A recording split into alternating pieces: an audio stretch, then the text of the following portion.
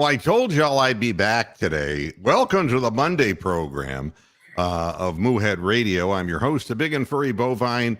Bullwinkle the Moose is joining me. Hey there. Hey there. Moo. Good Cavs win last night, wasn't it?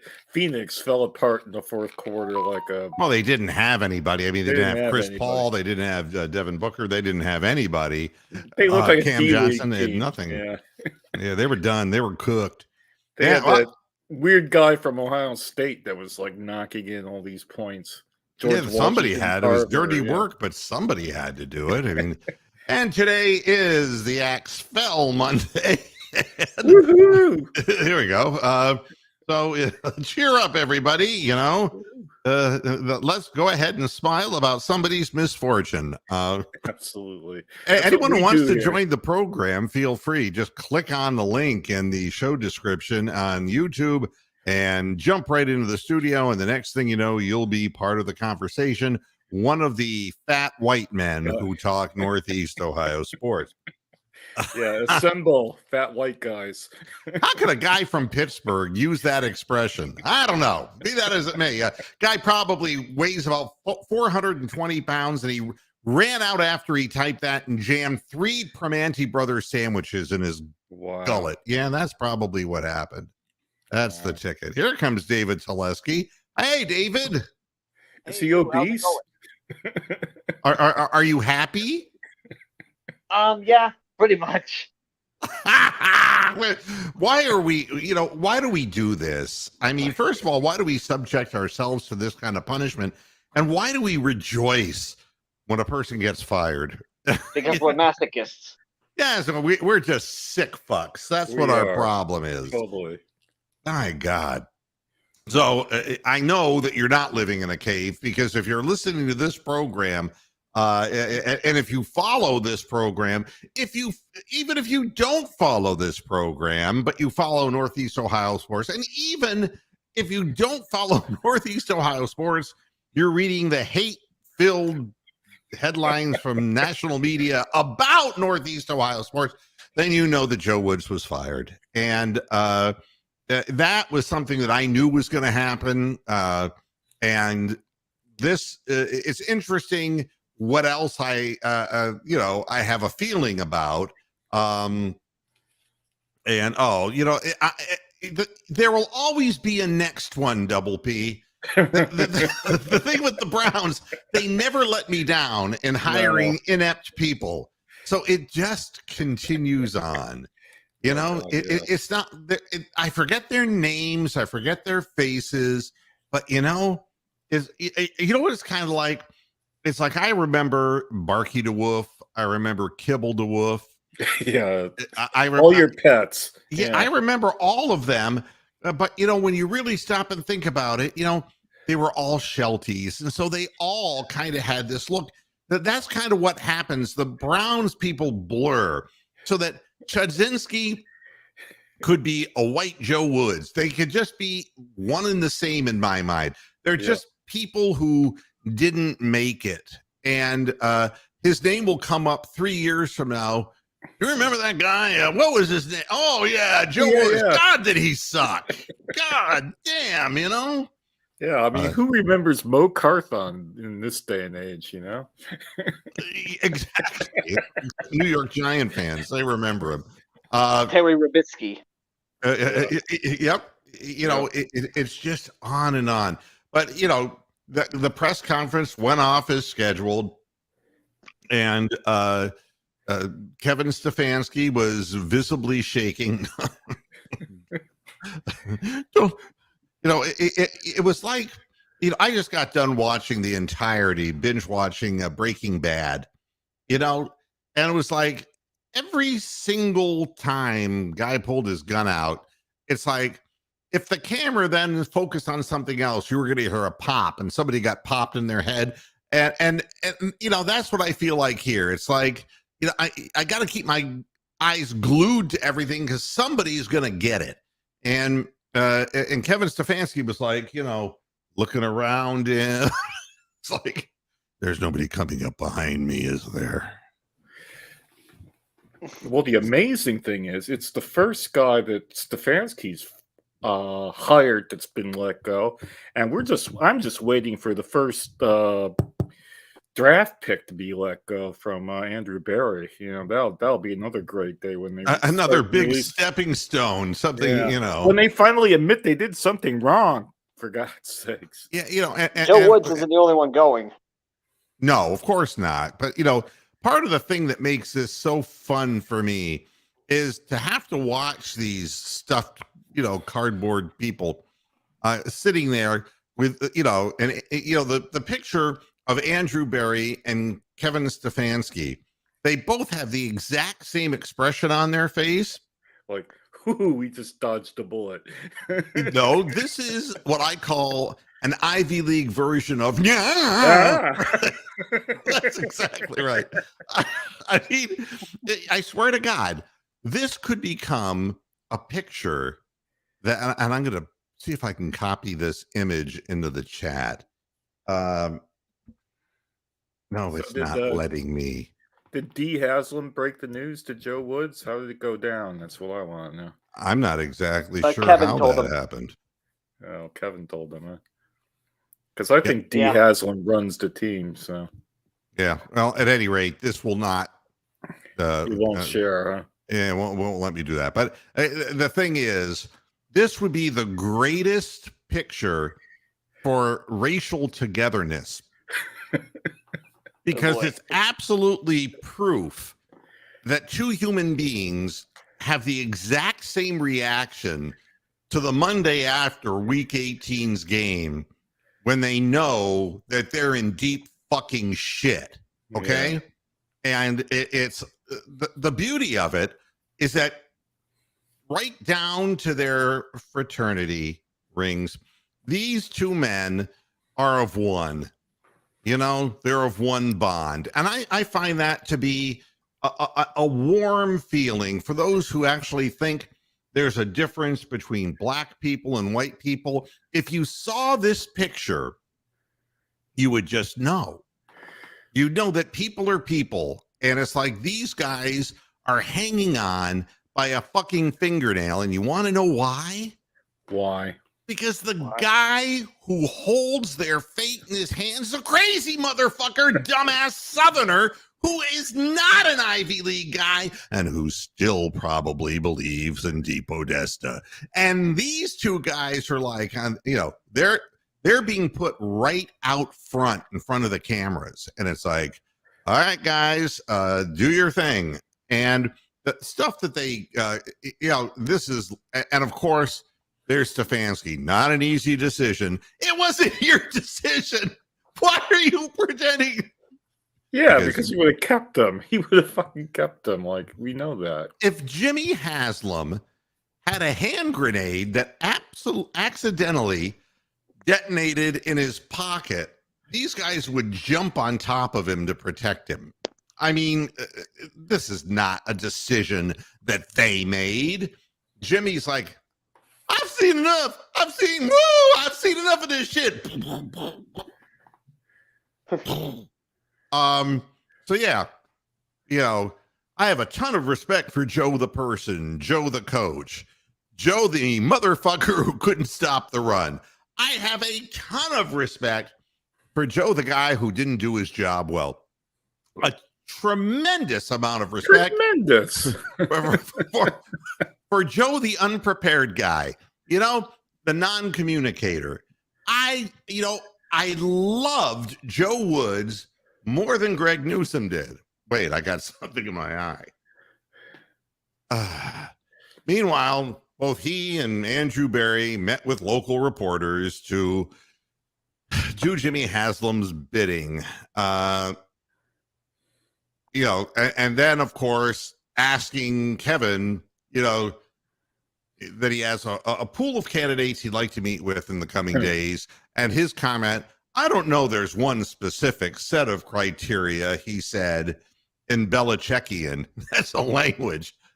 that these people have mastered. That's like a Star Trek language, isn't it? Belichickian. Belichickian. Belichick. If things get too tough, just become indiscernible. Just start mumbling. And then, people will just, that's it. We're excited about the people we'll get to talk to, just like we were excited about Joe. Joe who? What was his last name again? Wow. Everybody's resume is going to be a little bit different, so I'm very open-minded in that regard. Did you hear that, Mr. Haslam? I'm open-minded. Please don't fire me. Please. Don't fire me because I'll never get another job ever again. Look at the track record of former Browns head coaches. Where did they go? Mike Tyson? They ended up in Bolivia. Bolivian. That imploded into Bolivian. That's what happens to these people. I swear. They say, Mike, you've got brain damage. I don't have nearly enough brain damage to go out. This is far more dangerous than what I did for a living. I'll tell you that. Yeah. So at any rate, everyone's resume is going to be different. So I'm open-minded. This is a process. There's that word again. You have to stay true to. And I want to make sure we meet with all the candidates and understand what they're about. I don't want to get ahead of ourselves. I want to make sure let's do Casey Kasem. I don't want to get ahead of ourselves. I just want to make sure we remain true to the process and get to know these candidates. And go through our top 10. And see how that vision fits in with the rest of what we're trying to accomplish. Remember, grab your feet and stop reaching for the stars. It's just on and on. Stefanski said others will speak others with the coaching candidates during the interview process as well. I love this. This is my favorite part of the whole thing. I think with this type of decision, you want to get everybody's input. No! You mean it's not solely up to you? Come on, Kevin. Obviously, I will spend a lot of time with candidates and cover everything A to Z. But I think it's important to get input from everybody, not just A to Z, but we've got to go into Chinese numbers and letters, and we've got to cover the 172,000 different possibilities. And that's why we have Dee Podesta, because he'll break those numbers down and really come to the conclusion that we don't need any wide receivers. The Browns average 331.5 yards allowed per game, which is ranked 14th in the league. However, it was the 25th in the league against the run that really did Joe in. And it was the whole beginning of the year that did Joe in. Oh, yeah. I mean, it was the wonderful October where we lost 4 games on the trot until we finally beat the Bengals. And now Barry added, the fall of the Browns this season wasn't all about defense. Here's what Barry said. No, it's not him. And for Barry, okay, I won't be racist. I won't do Barry White. Oh, Barry. Oh, baby. Baby. It's never just about one thing, Andrew Barry said. I want to be clear. This shouldn't just be a coordinator issue. Stefanski's like, wait a minute, are you going rogue on me here? You see his beard go grayer and grayer as the thing goes on. The defense's low performance is not just about Joe. Part of it is when you look back to being at this point, decisions that you look back at the offseason, you would have done a little bit differently. Also, I think there's accountability with our guys as well, right? We want our guys to seize the moment. Carpe diem. We all share accountability with it, as Kevin mentioned earlier. Wow. Stefanski did express confidence in the talent the Browns already have on defense. The next piece of the puzzle and one of the first big additions of the offseason will be about who is going to lead them, and we'll talk about this next. I believe in our core of players, specifically on that side of the ball, he said. when they're playing, when they're healthy, and when they pay attention and don't fall asleep in the secondary. We have guys that can affect the game and infect the fans. Infect the game. Affect, infect. It's all the same thing. We're excited about finding the right person. Oh, God. Oh, make it Hey, stop. look, Derek Frisbee is here. Derek Frisbee. Oh my God, he's still alive. Oh wow. Yeah, y'all got a little special treat here. I've not been on because I've not had a single day where I've been off early enough. But since the Ohio State Buckeyes suck dick, there ain't nobody here. So fuck it. Might as well join. But I'm at work right now, so if I get quiet, that's why.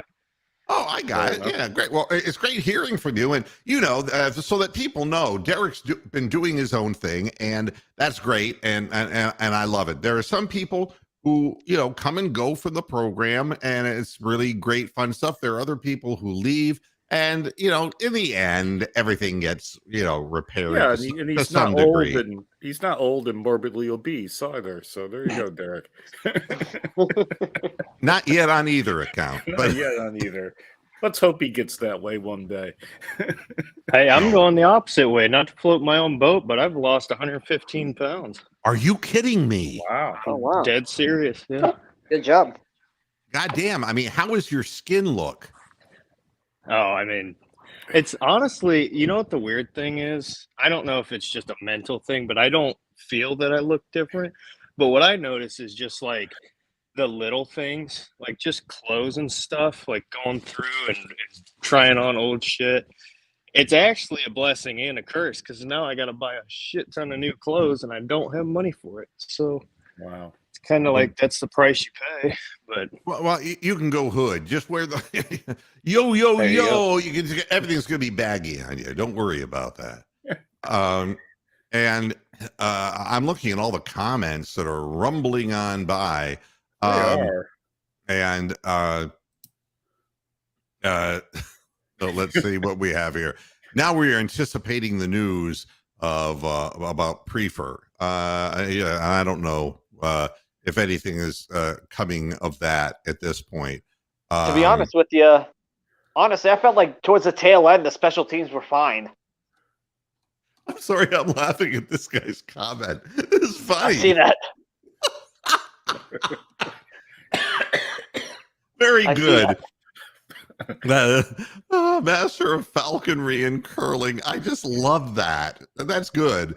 Yeah, there's a lot of analytics in those sports. Yeah, non-bred, you're welcome here at all times now. You fit really well with the entire premise of this program, which is just to be the masters of the unobvious. Here's Michael Miniman. Why can't Kev be more like Dan Campbell?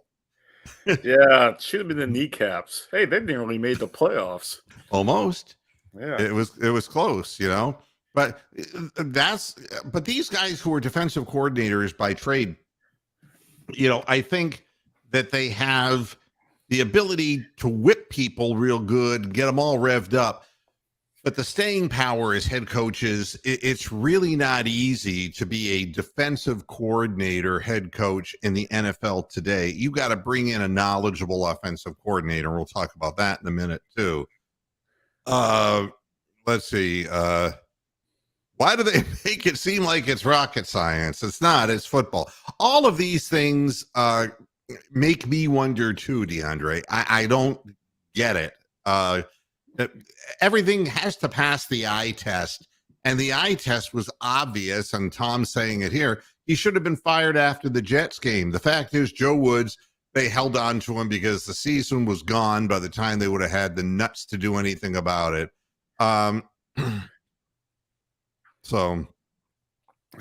This is great. John Johnson III.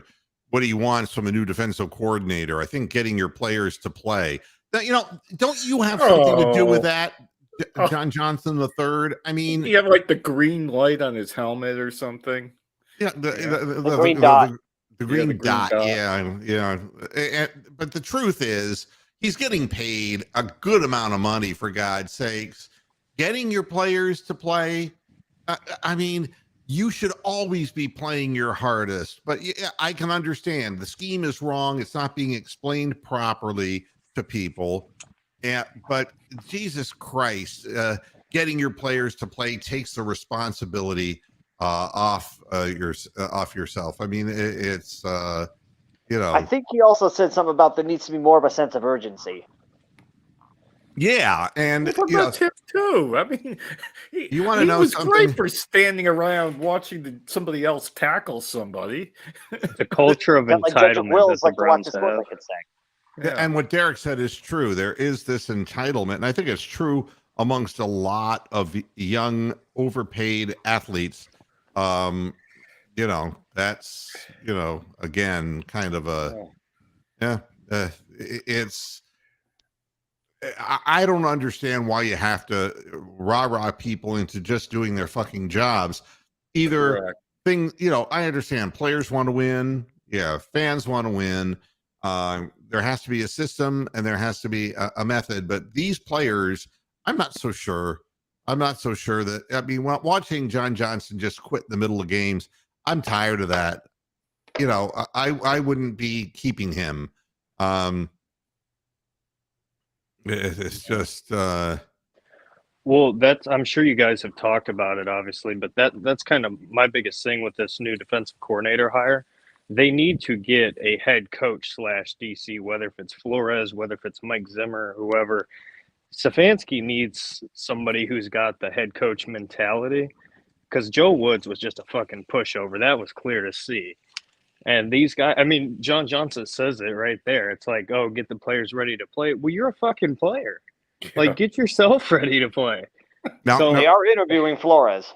Yeah. Now, Amsterdam, and I told you that last show, that would be an obvious direction to go to make the league hate us more by trying to hire the guy when there's an active lawsuit, against the NFL. Amsterdam. Now I realize why what was said was not that funny by Non-Bread. All right. Yeah, I bet Mike Penton would take the job too. Is he still alive? I think he's still getting paid.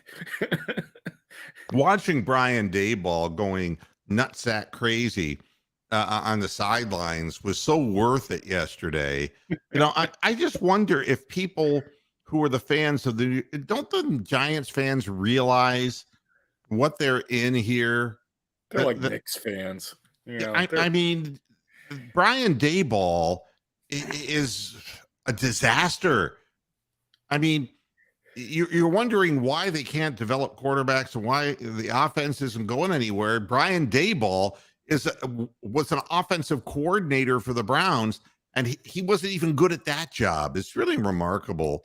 But they have a little bit of success, and then all of a sudden they revert into, double flea flicker reverse behind the back, Harlem Globetrotters, hike it between your legs and spin it on the end of your finger kind of stuff. And it doesn't work. No,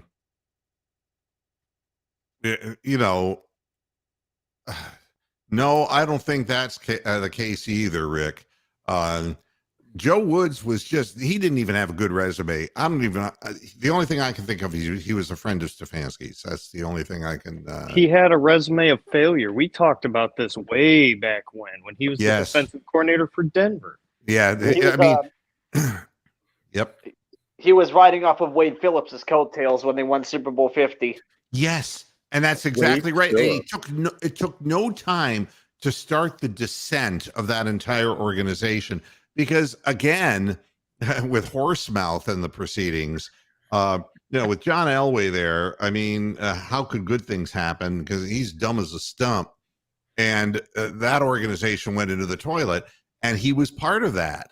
And again, they turned the reins over, figuring, hey, this guy can keep doing what the previous guy was doing, but the previous guy knew what he was doing, and Joe Woods didn't. The Flores situation, there are going to be others who talk to him. I guess Jared Mayo is a guy from the Belichick tree, And of course, those names will always come up. And he's an inside linebackers coach, or I guess now he's an overall linebackers coach. We don't have any linebackers, but they want to talk to him. Jim Schwartz. Jim Schwartz would, again, Jim Schwartz is a guy who, if you take a look at his resume, 6 or 7 times over the course of his however many years, 14 years, that he has been a defensive coordinator in the NFL. So about half the seasons, he's been in the upper half of the league defensively.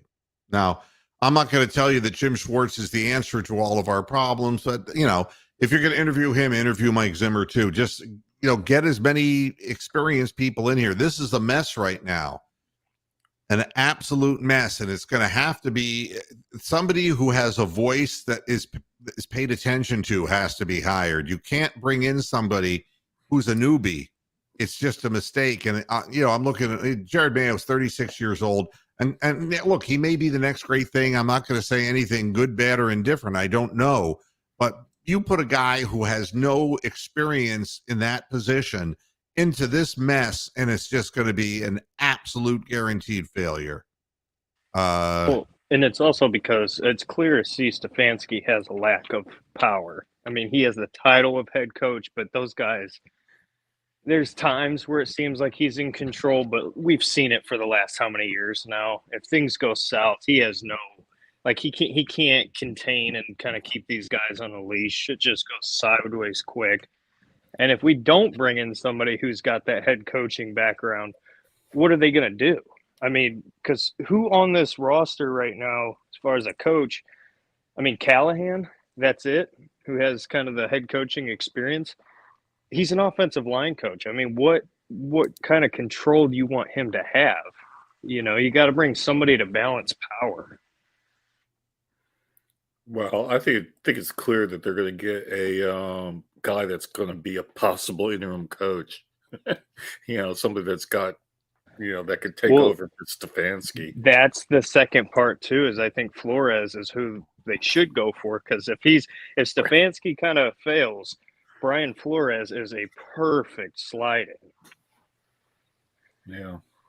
Even though he's defensive coach, but all right, you get the point. Double P. He wants to hear it. I have nothing prepared. I didn't think it was going to happen this fast, but we'll just go ahead and just freewheel it. Joe Woods was fired today. All right, I'm not going to even do. No, I'm not doing that. I can't. You know what? We need Mr. Celery to do a woo-woo. Where's Mr. Celery? Oh, he's over on the other side, the far end of the desk, out of reach, because his woo-hoo just it just doesn't cut it at this point. When I get my my auto-tune all set up, because now we see it's doing some funky things here. Whoa. I can do it like that though. He goes, Go!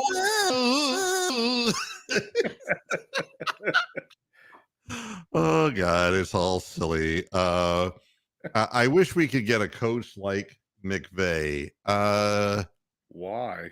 Well, Did you see his quarterback threw an interception in overtime into double coverage and cost the Lions the playoffs? Well, let me, here's an intelligent comment. What do you know? It's a generational thing these young guys have been enabled since they were kids in high school, and it carries on throughout their adult lives. They cannot grasp the concept of accountability. It's all about living the star life. And let's be honest, why would you play such a dangerous game? And the answer is the payoff. The payoff for these people is just the fame. You're recognized everywhere you go. The entry, every restaurant will just feed you. They'll give you stuff to drink. They'll do, you're just the top of the town. That's what it is, I think. It's Joe Woods wanting to come on the show. He's ringing up. Yeah, I need a job. I heard you were looking for a co-host. You know, and you know, completely off topic. Now this is Amsterdam. Tristan McKenzie. What does that have to do? I don't know. I don't know. Oh, Double Ritalin. P's got another request. You could probably do that one. Do you believe in miracles? Yes. You might do it better than I do it. Oh God. Tom Holly. That's not all I noticed about the Steelers. And if you didn't, you got to go check out my Twitter feed. If you didn't see this already, what the Steelers did on the last sack of Deshaun Watson, that Hightower came through for the umpteenth time and grabbed him by the legs and sacked him. And the guy who was going to pick up Hightower off the ground proceeds to give him heart compression therapy. Oh, that's tasteful. Now go to my Twitter feed and just check it out. It's the second to last thing I put up there. I did the show I'll announcement. take your word for it. I don't go on Twitter. I mean, we're talking about incredibly bad judgment. And, you know, where's Tomlin in all this? Hey, we know all about bad taste on this program, by golly. Yeah, not like that. I mean, for God's sake, that guy's one of you. He's a player. That could have been you on the ground. What are you doing? Yeah. The Steelers were doing more than holding. They were face masking. The officials were not letting guys even touch with a finger their wide receivers. And the announcers were the most embarrassing shills of all, who were literally being paid by the NFL, you know, to talk up the Steelers.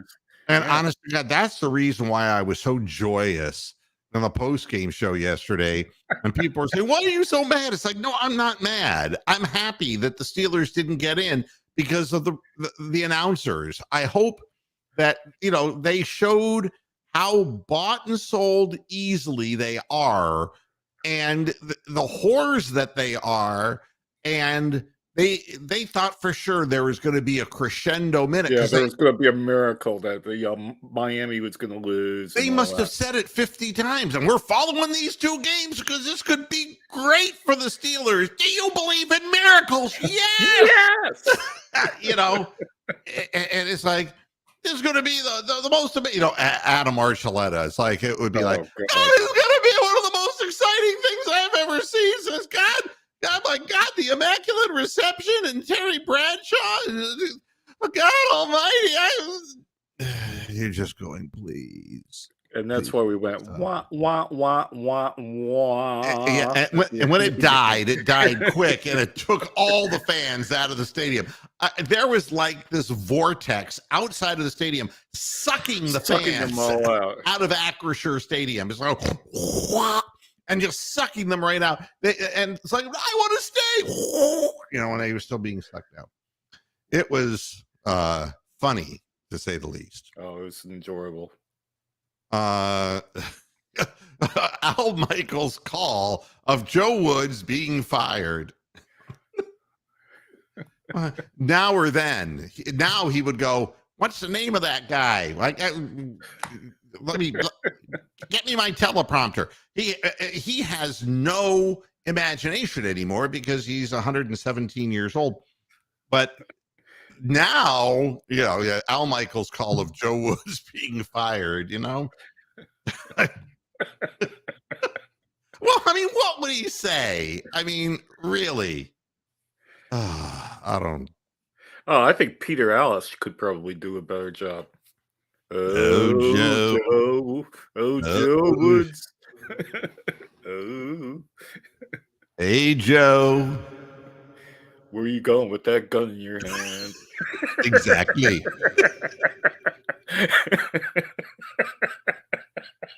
Oh, Jimi Hendrix and Joe Woods today on the same program. Oh, all right. I'm glad you just picked it up for me because you knew where I was going to go. You hung around this spot too long, Bronk. We're just a bad influence on each other, I think. We have a Anyway. quote here. Cameron Jordan quote. After playing there 2 games ago, it affirmed my previous notions. No amount of money could get me there. This is the perception of many players regarding the Browns. Well, there you go.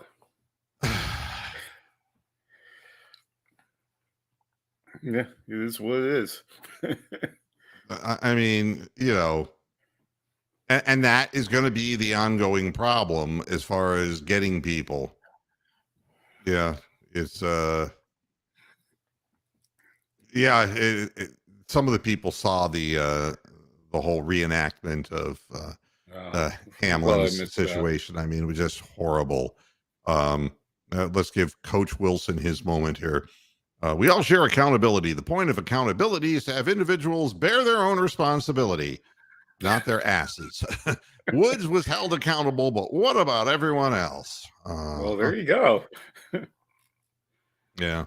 And yeah, it has been remarkably quiet. The Cardinals cleaned house as expected. And, you know, that's unbelievable. Yeah, I know. Staley is like a gambler who's out of control. He's kind of like Bernie Kosar. You know, it's like, do I want to keep a job that I need or the urge to gamble? Urge to gamble. I think I'm going to put go ahead, put my name up there. What the hell? Tell the world that I bet 19,000 on a game. Don't tell them I lost, okay? But tell. And I got people writing to me saying, God, it's so sad what happened to Bernie. It's like, Bernie did that to Bernie. That's not, yeah, the rules. You know the rules. Forced his hand, yeah. And yes, it's duplicitous, and the league supports and gets advertising revenue from all of these gambling establishments, but you know the rules going in. You know, if you work for the Browns, you can't be a Caesar. You're not a Caesar. We may all be Caesars. I'm a Caesar. You're a Caesar, but you can't be a Caesar if you work for the Browns. Wouldn't you like to be a Caesar too? Yes.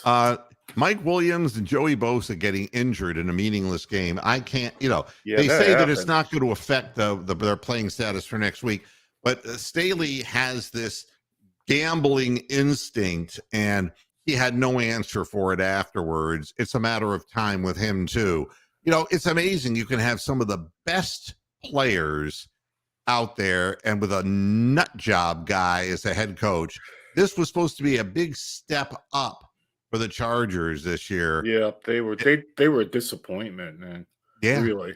And they didn't get it done. The interim head coach. No, don't wish that into existence, Coach Wilson. Brian Flores is not a head coach. He's a defensive coordinator. And we should have some people to be able to, the good news for the defensive coordinator is that Stefanski knows nothing about it. Andrew Berry knows nothing about it. DePodesta knows nothing about it. Jimmy Haslam knows nothing about it. And obviously the players don't know anything about it either. So the bottom line is the defensive coordinator is going to wield some kind of autonomy in a situation like this. And so somebody will take that job to get back into the game. On brighter news, have you seen the NFL's released the list of opponents for next year because the season's over and they can already do that. We have on paper probably the easiest fucking schedule in all of Christendom. Yeah, well, it's about time. Yeah, but we still we're have in to play last teams place in our division, though. Yeah, fuck them. But anyway, we've got the toughest teams we got at home are the Jaguars, Titans, 49ers. Yep. Titans are not going to be tough. And the toughest teams we got away are the Seahawks. The other teams away are Texas, the Colts, and the Broncos. And the Rams. And the Rams. So we've got the extra home game this year as well. Which will probably end up in London anyway or something like that. It's the Bears. It's the Bears. It is like, oh my God, if we cannot get 10 wins or 11 wins next year, then the entire house needs to be cleaned from D. Haslam all the way down to the strength and conditioning coach and just get rid of the whole lot of them. I'm get rid of the water that's where board we're too. heading. Renee, the woman we have on the show a lot, she has gone thrown all of her chips into the middle of the table for the Jacksonville Jaguars, right? Because Trevor Lawrence is a Clemson, from Clemson, and he's so pretty. he'd be a very pretty girl, and he's pretty. He looks like a fucking horse. Well, the mane, Frau Blucher parting. Okay. But what she was saying was how great it was that the Jags really came through when they needed to. And it's like, wait a minute, Joshua Dobbs handed you the game twice. Yep. I mean, and nothing against Joshua Dobbs. I wanted to see him get his chance. He did. And I never want to see it again. That was horrible. And they were going to lose that game. The Jaguars were going to lose to a team that was using a quarterback who's 27 years old and who had started only 2 games in his life. And there was a reason why he'd only started 2 games in his life. Yeah, he was like Topaz. Get me out of here. No. No. Did you see the guy coming from behind you? No. Yeah, so at any rate, it's like I'm just trying to put things in perspective for her, and I'm saying I'm glad for the Jaguars. I am too. I mean, their fans have waited long enough. Of course, they've dissipated, and now they're gone. But still, they waited long enough. They can coalesce again. They can come back together. And I feel good for Trevor Lawrence after what he had to go through with Urban Meyer. It's a wonderful turnaround, and it's the stuff of which one and done in the playoffs, but not to get distraught about the whole thing. They are a fast team. They got to get some better personnel out there on the defensive side of the ball, and they've got to get, I think, a stronger offensive line to really prop up the running game. God only knows they couldn't run the ball at all in that game. Hey, Moo, what a testament, though, to how terrible Urban Meyer was as a head coach to take the same exact team and go from, what were they last year, 2 and something? Oh, God only knows. 25, I think. I don't know. Yeah, and now they're in the playoffs. So anybody who was like, oh, no, Urban didn't get a fair deal. They got a home game against the Chargers, and I think they can. They could win. Chargers are. They could. I'm picking Jacksonville to win that game. They could win. Yeah. And guess what? They're getting Calvin Ridley next year. Oh, that's right. Calvin Ridley. So this team, this team that's already on the upswing is getting an elite receiver if the league lets him back in, which I think they will. But still, like, they're in a really good spot, and they still got draft picks, right? Yeah, they're going to be running that division probably for the next few years. It's not a strong division, that's for damn sure. Now, before we all run out of time, I mean, there's a bunch of names, I don't know Sean Desai.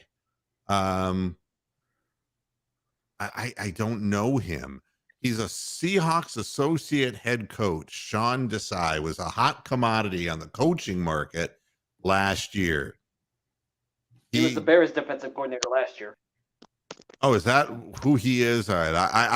I've never heard of him before. And there should be a bunch of teams after him as well. But, they're going to basically interview him. I wonder if anyone actually interviews him for a head coaching job, just predicated on the point of the fact that he could probably bring a vindaloo, and a really delicious vindaloo, right into the meeting. I was going to go there, then I thought better. I'm not going to leave that to the other fat white guy. Absolutely. I've heard Jim Leonard as well. Say what? Jim Leonard. I've heard they might talk to him too. Oh, the Jim Leonard, as in the former New York Jet. Is that who he was? Well, we had him at one point, but he was mostly Wisconsin's defensive coordinator. Different guy. Okay. Yeah. Right. He played for us when Benton was here. So he's good at badgering people. Hey. You see, this is what I do. It's not good, but it's what I do. Yeah. So the Browns have put in a request to interview him and asked specifically for certain culinary dishes to be presented at the meeting. I'll have a mouth Goddamn fucking Ivy League people, So that's one name that's come up, but of course, Gerard Mayo was the other one. You can hold the Mayo for me. I'm not sold on that, and the whole Bill Belichick thing is an illusion. Oh God, yeah. He's not in the playoffs. What a great year! The Steelers, the Panthers, the Patriots, the Packers, all these teams that start with P are not in the playoffs this year. It's hallelujah. And Belichick's come back too. Yeah, coming back for a 24th year. That's what we need. This is my favorite. Okay. We talk about denial, all right? And the Browns, their front office are full of just people who are just loaded with denial. Get this. Baker Mayfield contemplates his future after playing for Rams, made football fun again. Fun for who? What are you out there building sandcastles? The Seahawks.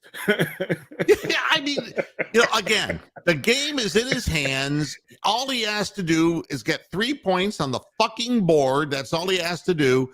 And he just 3 and outs. This is the story of this guy. And listen to what he says. It's just, he was talking to reporters after the game.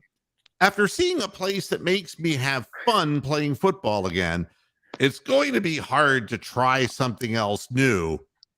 But obviously, it's going to be a big-time decision. No, it's not. It's where you're going to back up and hold a clipboard. That's what the big decision is. I know I'm good enough to be a starting quarterback. I have no doubt about that, Baker said. The Canadian Football League, maybe. I'm not going to just go chase a check to go start and play. I'm going to hold back. And if I have to stay out of the league for a year. No, okay, I didn't say that. I didn't negate that. He only won 2 of the 5 games he played for the Rams. He had the same 86 rating in that span that he's had. He's, at times he showed flashes of what he did for the Browns in 2020, but he always shows flashes. That's the thing. Yep. He's not consistent. Yeah, he's consistently inconsistent. It's, and then get this.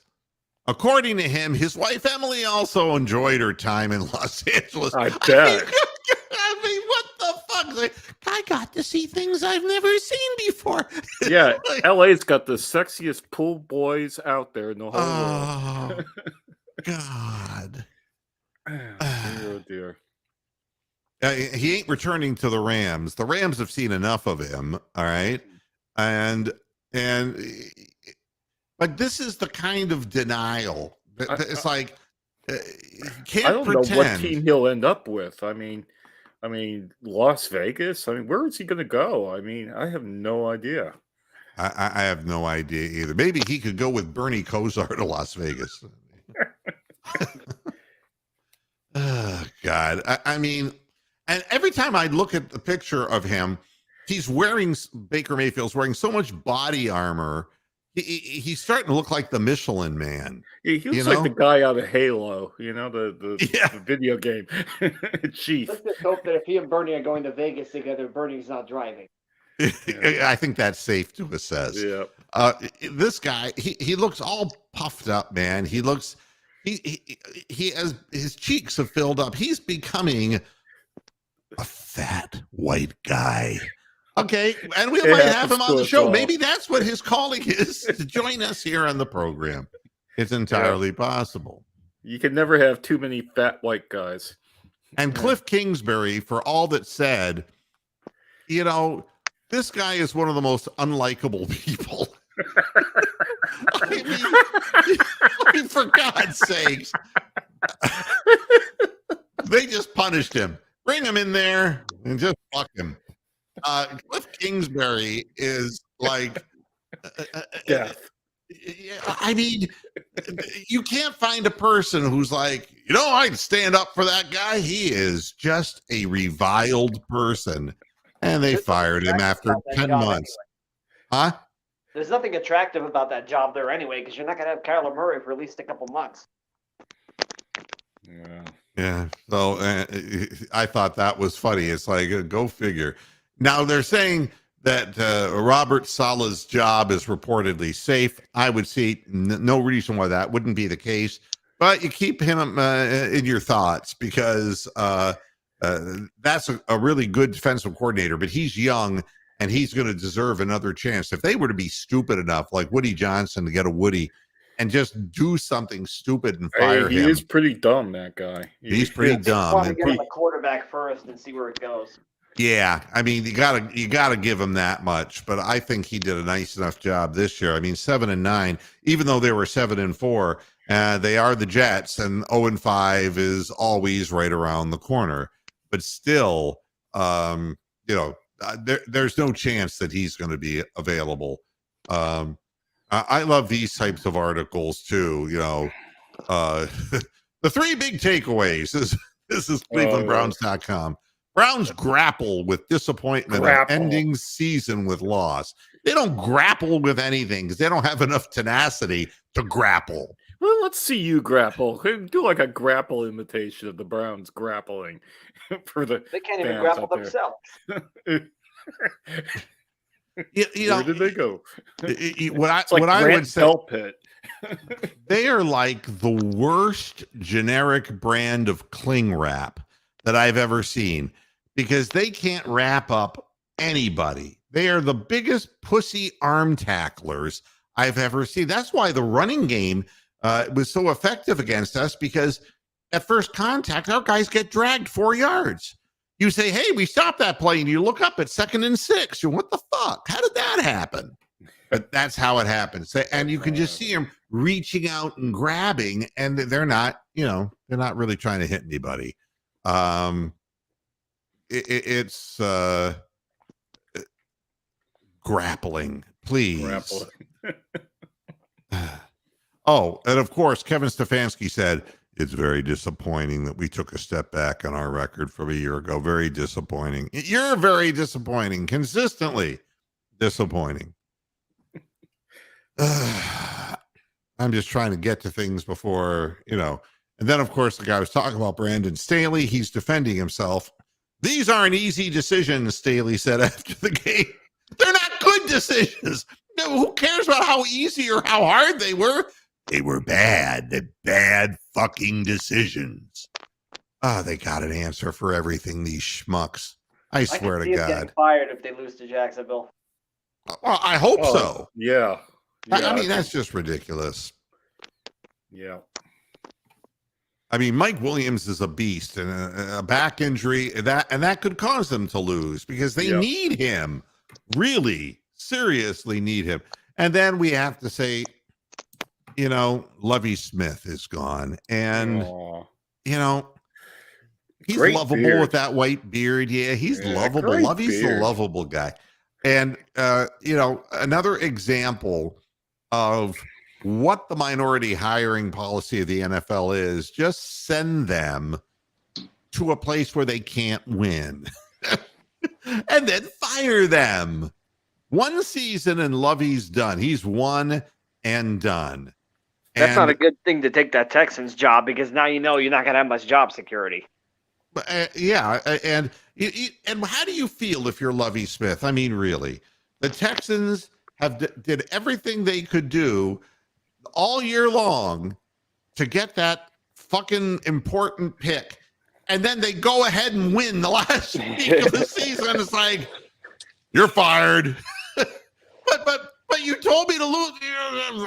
You didn't follow instructions closely enough, my friend. You didn't lose when you were told to. Now get out of here. Now, it wouldn't have mattered, because once they got the pick, they would have fired him anyway, because he's back. Well, that's an interesting scenario right there, Moo. I don't know if you've thought about this much, but now that the Bears have the number 1 overall pick, what are they going to do? Because Fields has been on the upturn. He's been the best thing they've had. So are they going to – Justin Fields. I'm saying he's been much, much better. So are they going to bail on him while he's turned into a pretty solid quarterback right now? Or do they trade the pick, or do they just take best player available? I mean, there's so many options because Houston's going to be at number 2, correct? That's Yep. my understanding. Yeah. Yes. Okay. Yeah, so Houston's at number 2. They're obviously going to take a quarterback. So what are the Bears going to look to trade number 1 to try to get a haul for whoever wants to move up and take whichever quarterback a team wants? I mean, the Bears Screw just Justin Fields over and take a defensive player. Yeah, they'll probably take that Carter from Georgia or whatever. Will Anderson or Jalen Yeah. Carter. I mean, Carter should be the number 1 overall pick, but if I was the Bears, I'd almost just trade. They need a lot. They're not a bad team, but they need a lot of pieces. Yeah, I'm agreeing. Yeah. Well, I'm going to finish the program with this because I saved the best for last. And only Cleveland.com, You mean the Bengals.com? yeah, could write an ignorant column like this. This is the headline. Old foes have faded, but Kenny Pickett and the new Steelers are just as capable of torturing Cleveland. Oh my gosh. Now, listen to this. You know, if familiarity alone breeds contempt, then the Browns versus Steelers should have already lost its luster. Ben Roethlisberger retired last season, and old fan least favorites like James Harrison, Troy Polamalu, and Hines Ward have been gone for years. The current Steelers haven't had time to build in equity with Browns fans, but because of yesterday's loss, this new batch of black and gold can be just as annoying as previous iterations. I mean, yeah, it's going to be annoying to their fucking fans. The guy was 13 for 29, for Christ's sake. And the only reason he made a big play was the Browns forgot to cover somebody, and he happened to be looking at that guy. He's been awful all year. Yeah. I mean, his go-to has been Pickens, and Pickens is making plays just because he's massive. He's a giant fucking dude. Kenny Pickett, if they didn't have George Pickens, Kenny Pickett would be, I mean, I'm sure he's already bottom ranks as far as quarterbacks go, but man, he would be so much worse. Oh, yeah. Like, Long term, can't he's going to be the even worst imagine. quarterback in this division. Well, who knows what Baltimore does? Yeah. Yeah. But again, I just can't believe that they're going to sit there and they're going to try to get me all riled up about Pickett. I mean, Kenny Pickett doesn't even look Pickett. good. He's got his Halo helmet on, looking like an absolute dork. Well, They can go pick his nose for all I care. Every time he tried to throw down the middle of the field in that mid-range zone, the ball was 2 feet over everybody's head. Oh, He was lucky that somebody wasn't standing there to pick it off. And he has thrown a lot of interceptions in his time. I mean, it's just, and this great comment. And Pickett, who completed 13 of 29 passes for 195 yards and a touchdown, guided the Pittsburgh offense to its best scoring performance in 6 weeks. And it's that was their best? No. I mean, awful. Deshaun Watson threw an unconscionable pick and gave them instant field position. He did nothing. Pickett did nothing. Yeah. 7 touchdowns and 9 interceptions for Pickett. And I'm supposed to be worried about him. I have nothing That's against his season him. Numbers? 7 Yes. touchdowns? Yep. Oh, my gosh. Yes. I have nothing against the young man, but, don't be pimping this guy to me. I mean, you got to pass the eye test. He is like Todd Philcox, for God's sakes. He's not that good. Yeah, and now Double P is telling us that Stefanski wouldn't say if he's keeping special teams coordinator Mike Prefer. Yeah, because it's not his decision. He's meeting the coach. He's meeting with the coaches tomorrow. That's what he said. But you can bet the Prefer's going to be gone. So, before we wrap up, I know I haven't had a chance to talk to you guys in a long, long time. That's true. Jedrick Wills, I know I was really on board with him for a while. The Browns have got to trade him. Yeah. Right? I mean, Yep. 5th-year option. He's got some Yeah. value. He's semi-cheap, young Yep. tackle. We can trade him and get probably a second, something like that. Oh God, I mean, I'd what take do a you second right. guys think? I'd take a second right now, and that could be like the second of the whoever wins the Super Bowl. I'd take the 64th pick for him. I'd get rid of him. And I I'm mean, with he just, go ahead. I'm with Ron Shane. Go Go Cavs. Cavs. Yeah. Yes. Let's talk about a winning team. 71. Yeah, Yeah, but I let's know. talk about the real 71. Donovan fucking Mitchell. Yeah, that's the real. That's right. That's right. That's the real deal. But I don't disagree with you, Derek, on this. He just hasn't. He hasn't worked hard enough. The reason I No. think he gets hurt so much is his body is not prepared to play the demanding position that he's playing, and he just peaked with the amount of work he was putting in, and he never became better. He could have, but he You know what I would do? didn't work at it. I would trade Jedrick Wills to the Texans with all their disaster going on right now. And I would trade probably a 5th-round pick to the Eagles for Andre Dillard, who could be a solid fill-in left tackle. Yeah, that's And what we see need. if you can't draft That could work. somebody, see what Hudson can do. I mean, Jedrick Wills has been so atrocious. And I love everybody on Twitter and on YouTube. There's some people who are saying, "Oh, well, his PFF numbers." PFF Oh. numbers don't mean shit when you're standing around watching your quarterback get Just nailed. picking your nose. Yeah, Yeah. he's Yeah. not engaged. He's not engaged at all. He has So- got to go, man. He's Yeah, hurt probably the team. worst offensive lineman we have. Yeah, Honestly, at this point, he's not Yeah. at all reliable, and he's good for a holding call or two every game, and he's just lazy. I'm sorry, but he's a guy who hasn't worked hard enough to master his craft, and that was that. So Yeah. anyway, the Cavaliers had a good win against a team that was shorthanded. You got on these West Coast swings, you got to win the games you can. We lost games because we were shorthanded. We lost a game without Donovan Mitchell. We suffered Yeah. through games without Darius Garland, and this was what happened to the Phoenix Suns.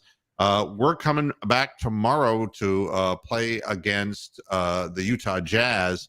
Lauri Markkanen a couple games ago scored 49 points. He's had a real good go of it since he left Cleveland, and I feel happy for him. I feel happy for us that we got Spida. And, it'll be an interesting game in Utah because Utah's down now to 20-23. After getting off to such a fast start, they've been losing games, and it isn't because of injuries. It's that they're losing a lot of close games that they were winning earlier. And you wonder when it starts to set in with a team that, maybe we're not just that good, and we can put our foot down early on these guys, and we could upset them at home, and that would be a second win on the road trip. And, we got 5 total. If you can win 3 somehow on a 5-game West Coast swing, that's great.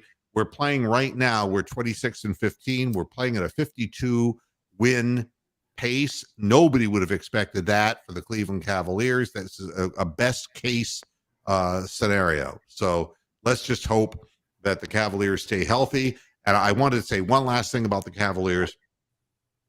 I've been getting down on Evan Mobley, but what he did in yesterday's game is what I want to see more of, which is a definitive stop on a spot and shoot the fucking ball. None of this head and shoulders shit. None of that. Yeah. I mean, get to your spot, take your shot. He was much more definitive yesterday, and he was knocking down shots. And, if there are 8 feet out, if they're 10 feet out, if they're 14 feet out, whatever it is, be definitive about what you're doing. And I was real happy to see that. Yeah, So- he looked a lot more confident in that game on the defensive end too. I mean, Yeah, and they had, a big guy guarding him. But again, if he's in a little bit in space and he can pull up and shoot that shot, he doesn't have to be backing people down when he lacks the strength to do it. He doesn't have to be dribbling the ball. You take two dribbles, get to a spot, take the shot.